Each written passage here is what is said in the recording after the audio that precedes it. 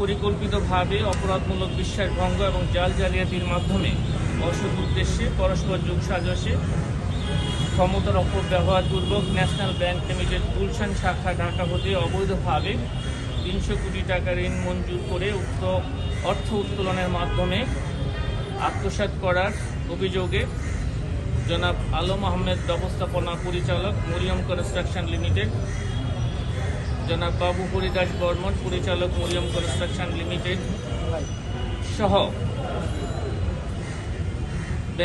National ব্যাংকের পরিচালনা পর্ষদের কর্মকর্তাদের বিরুদ্ধে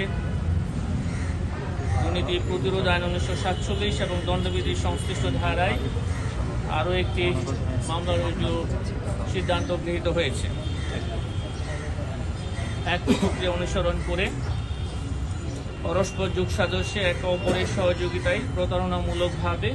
অসৎ উদ্দেশ্যে ক্ষমতার অপব্যবহার এবং অপরাধমূলক বিশ্বাসভঙ্গের মাধ্যমে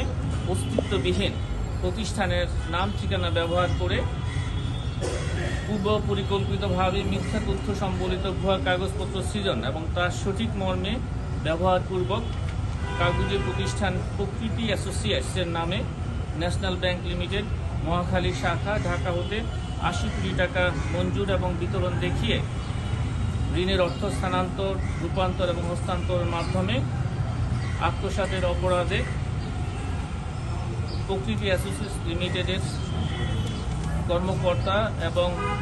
ন্যাশনাল ব্যাংক লিমিটেডের কর্মকর্তাদের বিরুদ্ধে আরও একটি মামলা রুজুর সিদ্ধান্ত গৃহীত হয়েছে।